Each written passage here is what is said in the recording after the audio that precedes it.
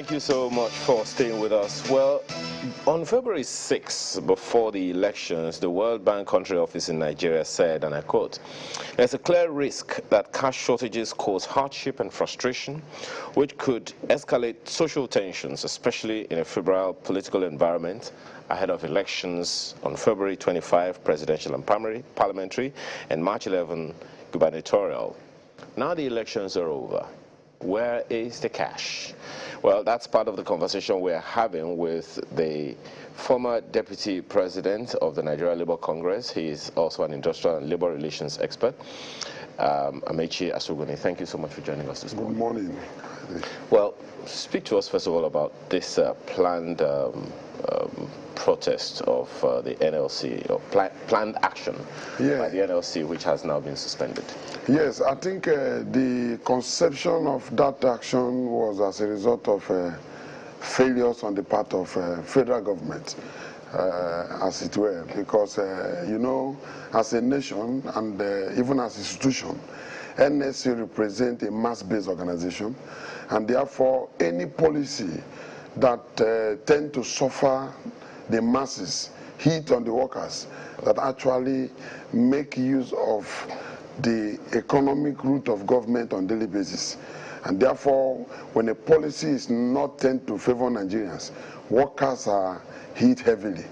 And as a result of that, Congress issue out notice, not just to go on strike for purposes of recording strike, but to at least cause government to be responsible and accountable.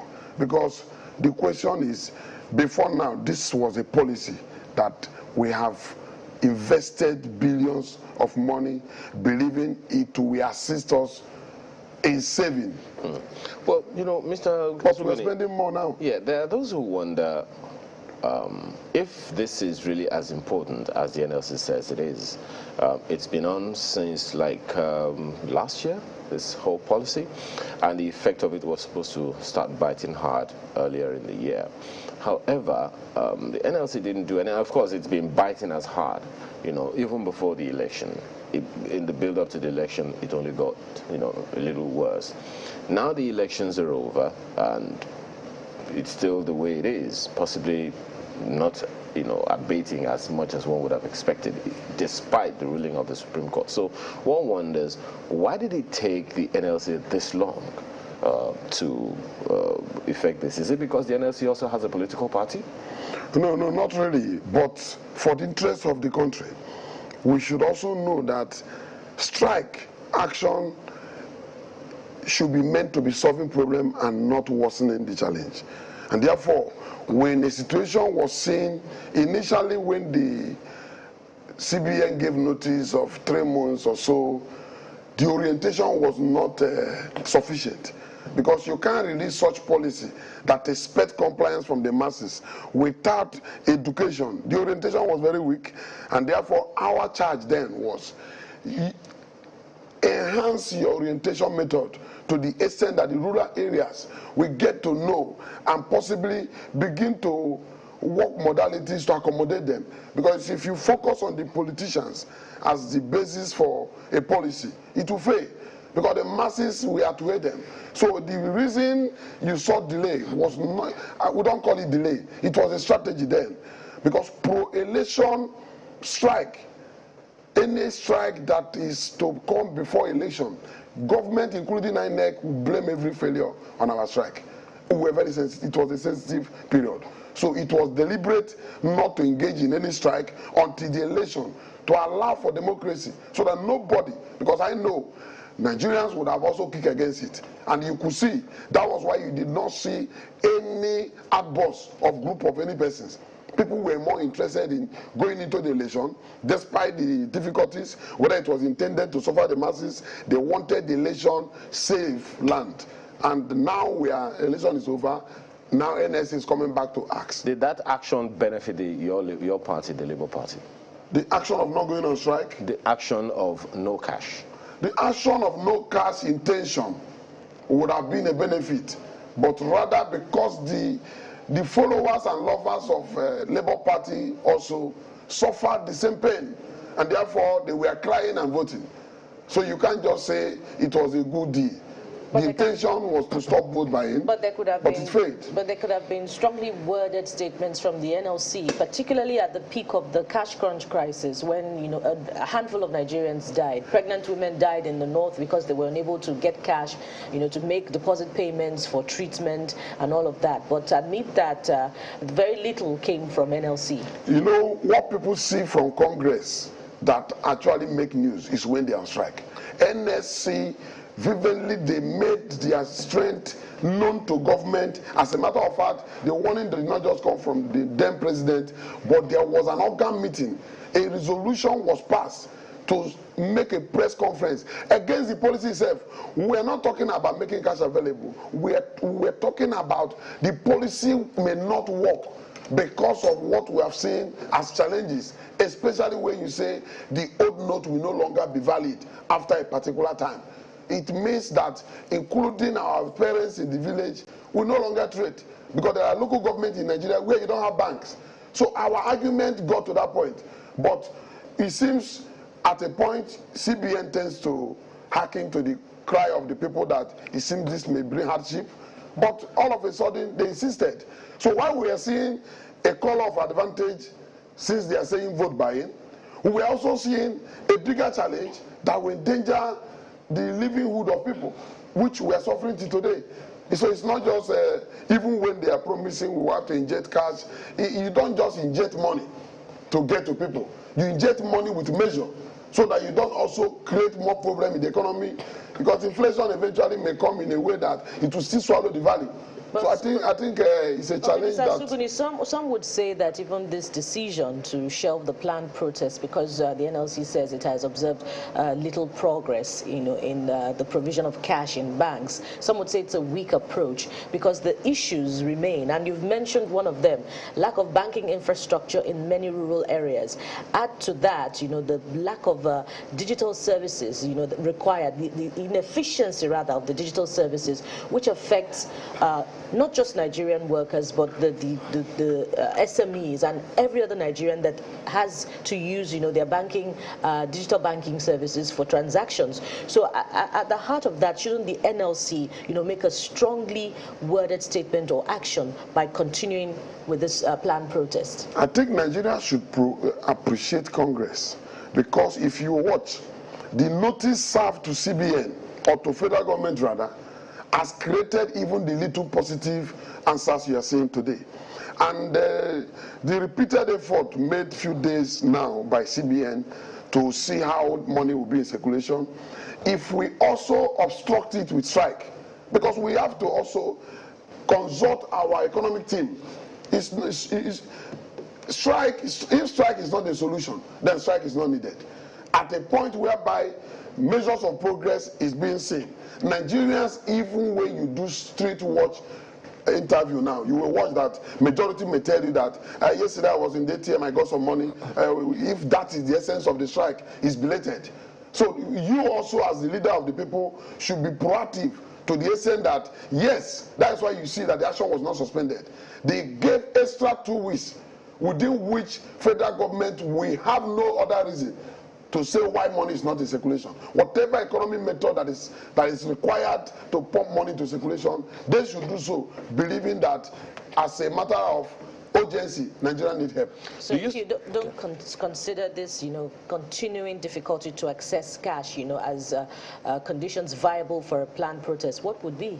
As a matter of fact, Congress may decide to request for removal of the Epifele himself. Because strike action is not just that workers will not work for purposes of pumping money. If a man that actually convinced Mr. President, or whoever that convinced him, to saying that this will be a solution to us, is turning to buy hard to the extent that we're wasting money. For example, now, old money that we are returned to CBN, part of it would have been destroyed. And now they are bringing back same to meet with the new note printed. The question is, there is already a quagmire in the process of this policy. Now, if you say incompetence. If you say that, some of the old Naira notes have been destroyed. It could be. I'm just saying, let's watch and see the report. Okay, let's just imagine that it is. what's the assurance then? Because that's the question I was going to ask you earlier before Bukala's question came to which you responded. If indeed what you say is validated, because some economists had also hinted at that, if that were the case, how then can you be sure that this pressure on the CBN is going to be productive? What strategies or what processes do you see in place to ensure that indeed the CBN can meet up with the demands of the people? Yes, what comes to my mind and what I believe Congress should also be aspiring is that because new notes have been printed, therefore it could be equivalent to whatever they have destroyed, meaning we are still safe. All money is still within the banking system. If truly CBN printed several billions before now, and then, or even up to $1 trillion, from the last print, new print they did, and was released into the circulation. The unfortunate thing was that he released that money to politicians, indirectly, unknowingly, let me say unknowingly to him. The guideline on how to spend money came after the mistake of releasing that fund to the public and discovering that the money was not in the public. That was why during the election, all politicians' hands were full with the new note. So what I'm saying is, if I thought they destroyed part of the old currency, the new note earlier printed should cover the space. Therefore, they should not have any excuse on why we should not have money to spend. You keep saying if at all they destroy part of the currency. What's your level of engagement with the CBN revealing? Are you asking these questions of the CBN? Because there are videos that are bound, and circulating on social media of Naira notes destroyed, seen in bags, in a particular location. And in addition to that, what's your level of engagement with banks across the country to see indeed if, the cash crunch is easing following the decision of the move of the CBN to supply Naira to the banks? I know for purposes of ethics in the banking system and possibly security and even for their own efficiency, there are informations that they will not disclose. And we will take them by their words when they say we are ready to ensure that currency within 1 week is in circulation. Okay. So whenever they say so, we take them by their words, taking into cognizance that as we speak, it seems truly there is a little flow. It could seem like to anyone, and I think that's the angle Bukola is speaking from, that the CBN is probably just buying time, because from what we hear from the Minister of Labour and Employment, he quotes Section 7(8) of the Trade Dispute Act says once he apprehends and starts conciliation on an issue, status quo antebellum is supposed to be maintained. So for now, according to him, the issue of the discussion is not of strike but of implementation.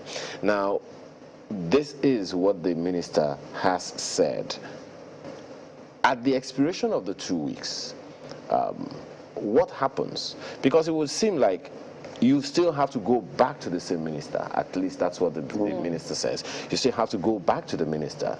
If this is just the CBN buying time, and the CBN still, is able to persuade the minister, convince the minister that, look, guys, you need to still hold on for another 2 weeks or another 4 weeks or whatever, what happens? Then if Congress will go in that order, it will be a disadvantage to them, because Congress as an institution is also accountable to the people. They are not responding, neither reporting to the minister. So if minister, not just minister, the federal government has convinced NLC to a reasonable position that in 2 weeks' time, all you see as challenge will have been actually overtaken by event. And that fails to the significant view of people. NLC, including going on strike, should request removal of Emefiele. That is my recommendation. Because competency, we are talking about national blunder. A situation whereby other countries are laughing at us that we're making monetary policy that did not just fail, but was reversed. Indirectly, there is no policy. Even the idea of coming back in December to do otherwise. If bringing back money is a challenge for more than a month now, there is no assurance that we can even reinvent this policy in the nearest future. As a matter of fact, Emefiele should be praying to God to escape. from this damage. But Naira, just before I throw it to my colleagues in Abuja, the Naira notes scarcity is not the only issue that the NLC has raised. 2 weeks ago, there is that notice that NLC gave the federal government 7 days to end Naira and petrol scarcity. Petrol scarcity is another issue. How far with that? The petrol scarcity, as you see, has become a tradition, a negative tradition that has kept us on the street. And people just believe that whenever there is scarcity, you go on strike. There is also a reform on the side of labor movement to the effect that what next after strike? What are the alternative measures to engage? And I have come to realize that engagement with government or organization has proven to give more results than even the strike action itself. Because most times, government, they are not aware, neither do they have knowledge of what to do until they engage labor. And by the time labor through engagement has actually issued some statement of fact that may eventually become add economic value, you see government running back. Don't be surprised that the yesterday meeting with the minister has further proven to him that there are certain things they needed to do that they've not done. And by the time they take this into consideration, it comes out well. So for me, petrol challenge that has continued to record its ugly face in Nigeria is a thing of government failure. I find it very, government very failure, and for me, where you say that the NLC the Labour Minister had heard some things from you the first time when they have members of the NLC in the cabinet working with them. But let's throw this to Abuja. Chamberlain. Well, comrade, the Pankerson president, just as my colleagues started talking about the fuel subsidy component of that meeting, where he says it shouldn't sell, he's quoted to have said fuel should not be more than 400 naira per litre if it's deregulated, if the fuel subsidy stops, the payment stops. So tell us, is that the thinking of Labour community? I don't think Labour has taken a collective decision as to peg price for PMS. What I know is that Labour has consistently said if fuel are not refined locally, issue of fuel subsidy removal should not be on the table. Because if the politicians have traded with our money till now without refinery, coming to remove it without refinery means they will not be refinery anymore. So as a condition to discuss subsidy removal, let the refinery work. That position was taken by National Executive Council of NLC. At a point it was jointly taken with TUC. So there is no individual union opinion in the matter. Labour position remain no refinery, no subsidy removal. And I think they will not reverse. Tell us then.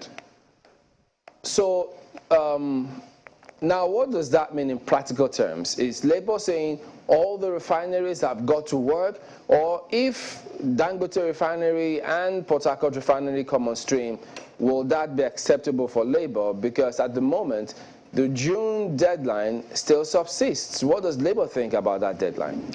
At the same time, Labour may not also want to dwell under the pulse of an individual.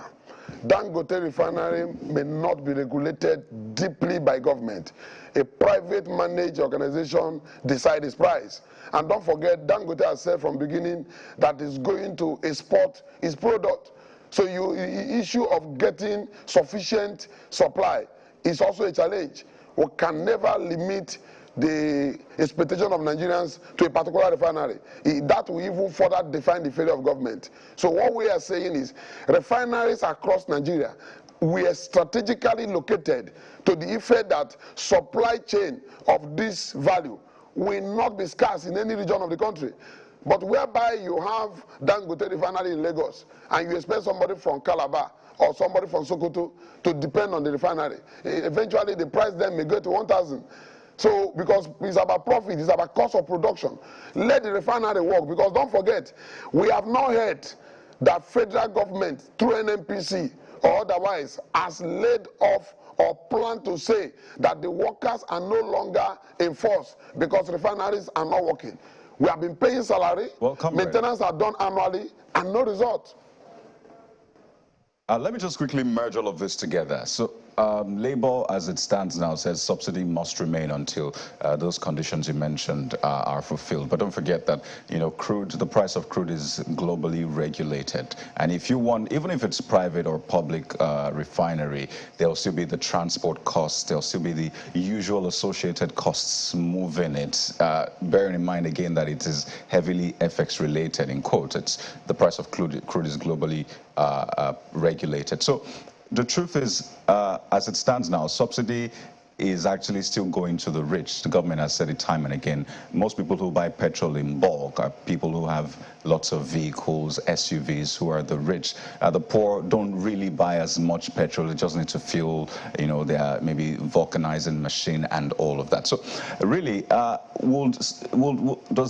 is Labour really clear on what it wants and for how long it is willing to go on this? Just on a final note. I think the question should be rather put to government. What has government done to the effect that refineries work for you and I?